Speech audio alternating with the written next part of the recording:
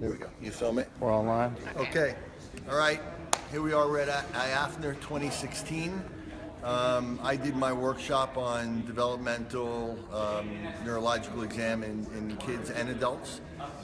We have a young lady who is a naturopathic student who had some pretty significant findings. So I'm going to go through some of those again, and then I'm going to show how we might be able to change it based on affecting her hemispheric input. Okay? So what we're going to do is demonstrate the primitive reflex exam on her because it was most significant, and we want to see if it's changed from 2 days ago to today. You have any overall complaints that you struggle with? A lot of fatigue. A lot of fatigue? Waves of muscle and joint pain. Waves of muscle and joint pain? Gastrointestinal issues that come and go. GI issues? Some like mood dysregulation at times. Mood dysregulation. We had gone through whether she had a significant developmental history, meaning did she miss or skip any milestones? Did she have any learning challenges or behavioral issues? None that she was significantly aware of. So again, we could go through that in depth and see if there was any significant developmental history. Okay, so we're going to do the tonic labyrinthine reflex. Put your feet together. Close your eyes.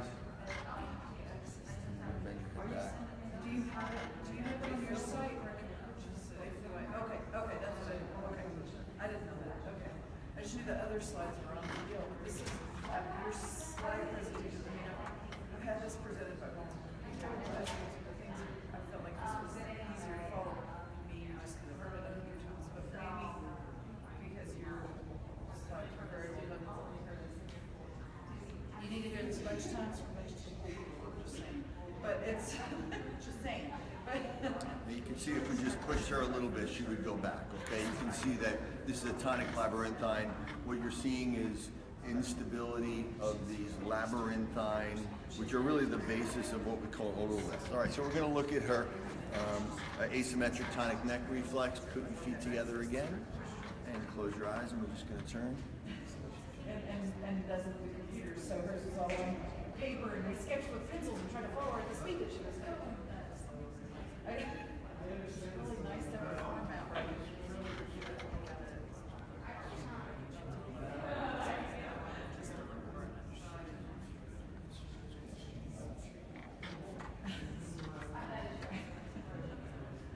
But on the website, the bars are different.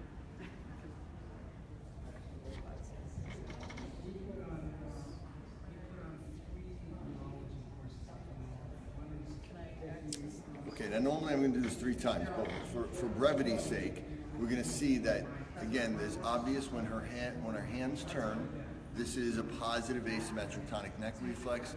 We also see that it's somewhat asymmetric, meaning it's more significant when I turn her head to the right than it is to the left. The longer I keep it there, the more significant it gets. You're going to put her head back. You're going to close your eyes. Okay, now that's the startle response of the Moreau. And obviously that is an infantile response. We're going to do the other part of it, which is the hand movement of back, which we see it also with the sound as well. Okay, so now we're going to get on our hands and knees. Just get me a pen over there. I'm sorry. And what we're going to do now is we're going to first do the spinal galant, and you might want to come a little closer so we can look at from down, and you're going to keep her head neutral, eyes closed. We see that contraction, you see that subtle contraction there, relatively subtle. Okay, she's going into extension on that side with a little bit of flexion into that side. Okay, if I do it bilaterally, we see it, all right? So that's a spinal galant. We're going to come up here. We're going to look at another method of looking at the asymmetric tonic neck reflex. Her eyes are going to be closed. What we're going to be looking for is to see if she gets an elbow bend when we turn her head, like that. And you see how it just like it'll just snap right back into place. That's a reflex. You're going to do it to the other side. We see the same thing. You see how dramatic that is, right? It's a very, very prominent asymmetric, okay? So we see that that's there. Now we're going to look for the symmetric. She's going to bend her head down, eyes open, and look up. and down. And we're looking to see if there's any major shift in her body, any collapsing of her arms like we just saw bilaterally, or any collapsing of her legs. And she doesn't have any of that, so that's good. This is how we can show that everybody has an individual profile. Not everybody's gonna have everything. Okay, good. Now let's get you on your back. You can put your head up that way, feet down this way. We're gonna work our way from the bottom up, and we're gonna look for what we call the Babinski. Now that is a positive Babinski reflex right there. Clearly positive. Very significant, more significant on this side. And this is good because this may give me a little bit of an indication. She's clearly got bilateral immaturity of her nervous system because we see the reflexes are bilateral. But we see they're asymmetric as well, meaning they're more prominent on one side than the other. This being more significant may relate to the left hemisphere. So, again, we're going to try to isolate because ultimately what's going to correct this is going to be a hemispheric intervention. We're going to look at the palmar grasp reflex, and that is, again, extremely obvious, very prominent palmar grasp reflex. That is textbook, classic. Now we're going to get in close, guys, because we want to see this rooting reflex on her, which is relatively subtle. And we're going to, again, just stroke on her face, and we see that what looks like she's smiling is the rooting reflex. And again, we see it on both sides. Okay? Now we're going to look at the Moreau again from this position, where what I'm going to do is I'm going to lift her head up.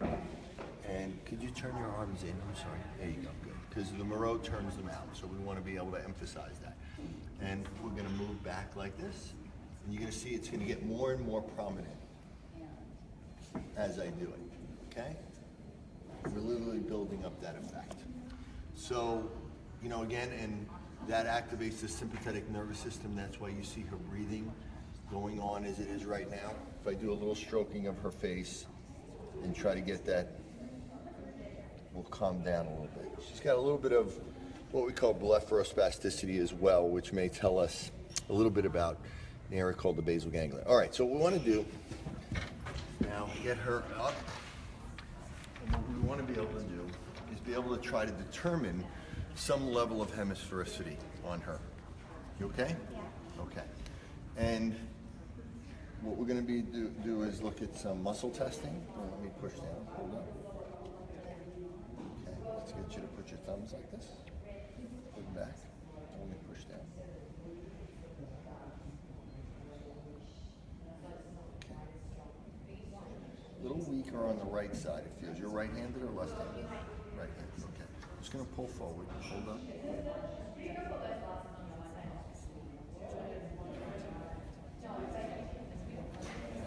Distal weakness here. I'm going to have you just look at my finger. Just looking at her eye movements. Look at my finger. Turn your head to the left here and back to the middle. Do that. Do it just to that side. 1. Do 10 times. I'll count. 2. Come back to the middle.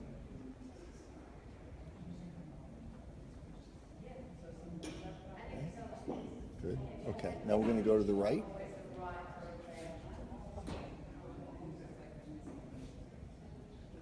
Is it harder to look that way? All right. So she's got what appears to be a lower VOR on this side. What we're looking at, it appears to be that she may have more of a, she's got a bilateral weakness, but she seems to have a little bit more of a left hemisphere weakness than a right hemisphere weakness at this point. So what I'm going to do to test that is I'm going to do a little bit of stimulus here. Anybody else have a phone with a light on it? Because she's got the Moreau and she's got these tonic neck reflexes and labyrinthine reflexes, I'm going to use some mesencephalic and I'm going to use some light stimulation and a little bit of sound stimulation. Okay, so what I'm going to do is I'm just going to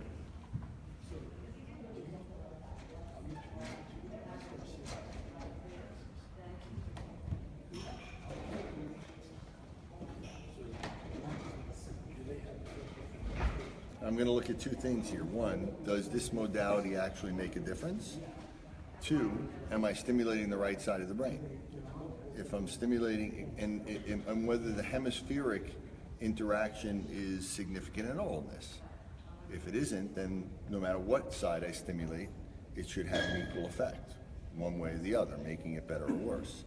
If there is a hemispheric effect, then we're going to see it get better, but then if we do it to the other side, we'll make it worse. So I'm going to now just use a little sound on this side. You see that it actually has an effect on her. So I'm going to do it a little lower so I don't really stimulate that quite as much. Still has an effect on her. That's called a Tullio effect, which has it's a vestibular response as well. I'm going to do some movements. Keep your eyes straight ahead.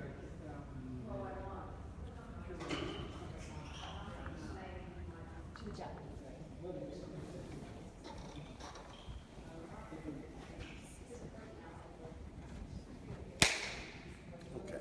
So first thing I'm testing right here is to see if we made a difference in the startle response, right? Close your eyes again. Okay, she still has a little bit, but it's definitely clearly better. So what I'm going to do is do a little bit more of this stimulation. And again, try to keep your eyes straight when I do this, okay?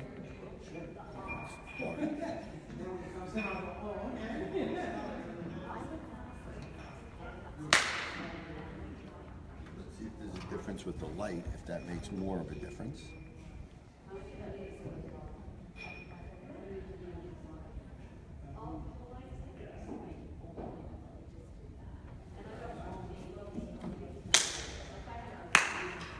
Okay, light clearly made a difference. What we also see is she's not quite reacting like she did before, where she was jumping.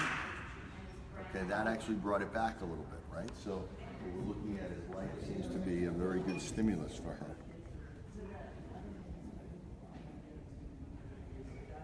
Now again, this is quick and dirty. Obviously I'm gonna go through other things and we try to put together a better treatment approach for her, but we're gonna see if this is working.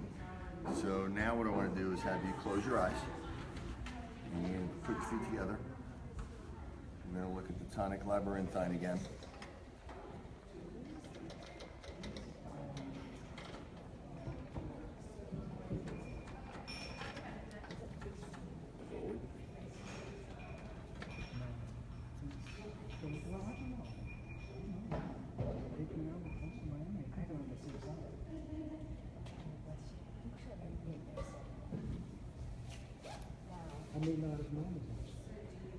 Okay, definitely better than it was before. A little bit still, there's still some work we need to do on this for sure. Put your hands up, wrist down, wrist down. There you go. Keep your eyes closed.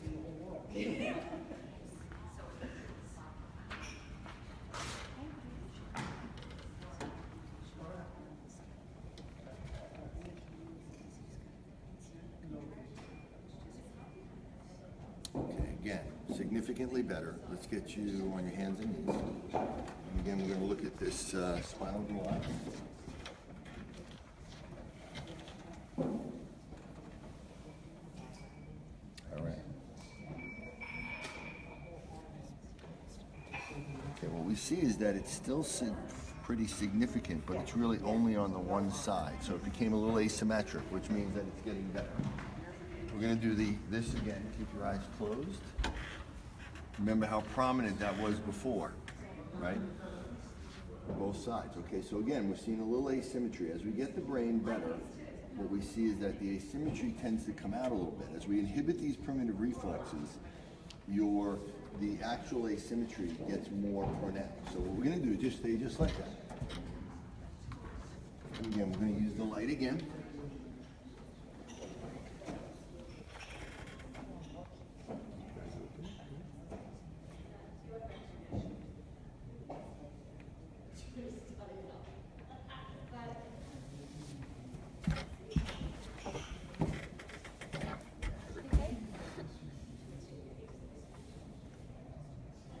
Significantly better.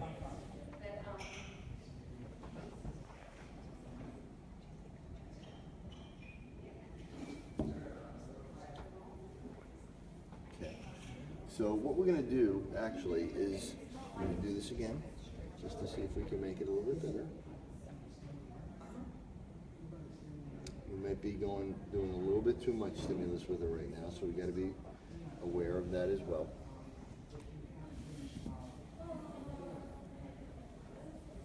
Okay, that's better. All right, so now what we want to do is see is, again, let's get you to stand up. Is it the hemispheristic model? And we're going to look at a couple of other things while she's standing. We're going to look at the palm grasp. Okay, that's still there. It's better, but it's still there. It's a different body position as well, so. Okay, she's still getting the rooting reflex. So what we want to see now, though, is we definitely saw a difference in some of her responses. So now what we're going to do is we're going to see is the hemispheric influence, does it matter? So what I'm going to do is I'm going to do the stimulus to the opposite side and see, is it truly a left hemisphericity, and is the hemispheric influence really going to do anything, or is it just any stimulus is going to make a difference? And any kind of stimulus would make a difference. So we found that the light made the biggest difference. But we're going to do it in combination with the head. Keep your eyes straight ahead.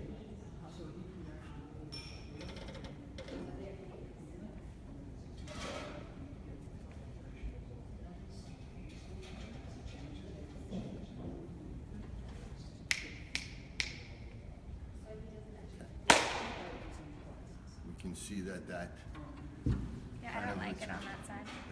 that came back.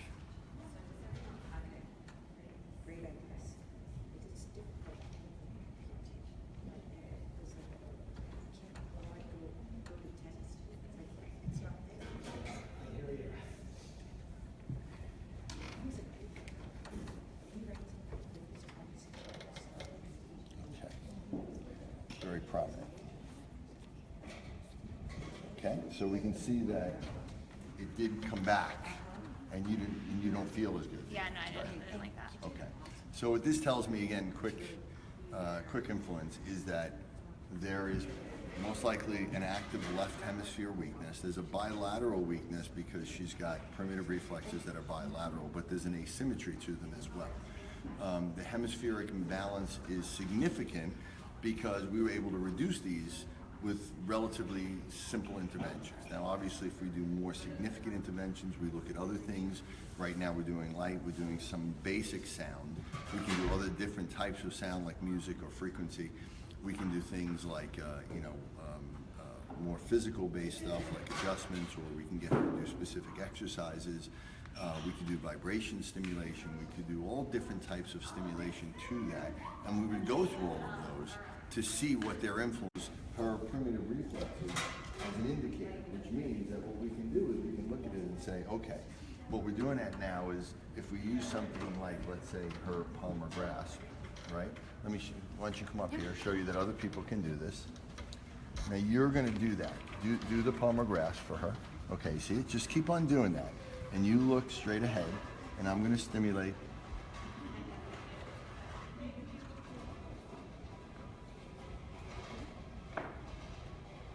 Keep on doing it. Do it at the same level.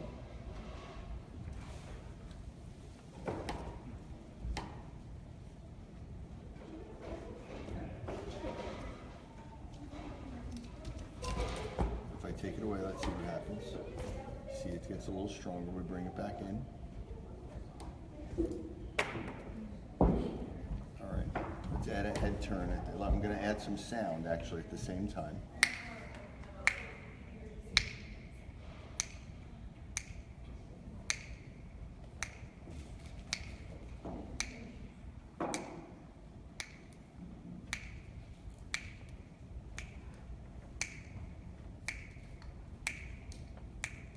Okay, so the question of how long do I do it for? It's an indicator right here. Once I inhibit that, right, now I know I've done it for the right period of time. Okay, now try it on the other side. Okay, so now we'll do the same thing. Now don't look. And we can check it bilaterally. And again, there is a bilateral representation here as well.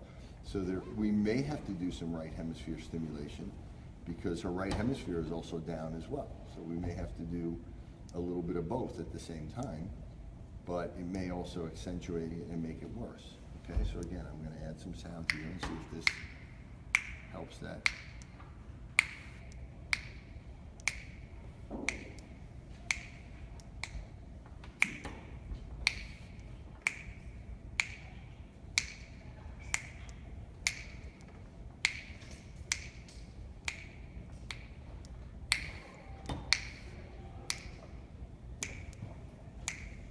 Okay, pretty much stopped, right? So now, again, put your hand down. No melillo reflex any longer. Let's look at the... Okay, still a rooting. So again, there's individuality as well. So what we may have to do, we may have to keep on doing this more on this side of the face to be able to do that. We may need to do it in combination with the light and the sound, right? And so she may need some tactile from the face directly. So we're doing things, and it's individualized. It's based on her. There's, you know, dozens of different activities we can do and different combinations we can do, but we have these indicators. It's clear that it makes a difference. These are obviously primitive reflexes. There's nothing else that they could be, right? And we can change them, we can alter them, and we do it primarily through a hemispheric intervention. So there are exercises for each one of these that we're going to give her to inhibit them. We're going to get her to do a left hemisphere type of program, and I'm going to talk to her separately and individually about other things that we can do for her. And then I'll interact with her so I know that she's getting better, and I'll see if we can also team her up with somebody locally that can, you know, kind of be my eyes and ears there. And if I'm out in California, then we can connect once again, okay? All right, great. How do you feel right now? I feel good. Do you feel Yeah. different? Do you feel a difference? I do. When I first started, I felt like super sympathetic-y and Right. jittered, and Right. then I'm feeling much calmer. Right. And that's because, you know, again, a lot of what we're doing is when we're stimulating the brain appropriately, when we remove these primitive reflexes in the brainstem, there's an area called the nucleus ambiguus, which is affiliated with the vagus nerve, which is parasympathetic, which inhibits those sympathetic responses and helps with facial expression, facial muscle tone, swallowing, vocalization, but also helps control her digestive system. So she was talking about digestive problems, she was talking about emotionality problems, and this probably make her, the fact that she is left hemisphere, do you read slowly? Kind of. Yeah, so, you know, again, the left hemisphere is language-based skills. So, you know, a lot of people can compensate, but things like spelling and vocabulary and basic reading skills can sometimes be a lot slower. That would be the basis of people that have dyslexia as well in a more severe type of thing. But, you know, we know when the left hemisphere is low, you're also prone to things like depression. And, you know, so these are all things that could be modulated, okay? All right, great. Thanks for joining us. Thank you. See you again. Thank you. Okay.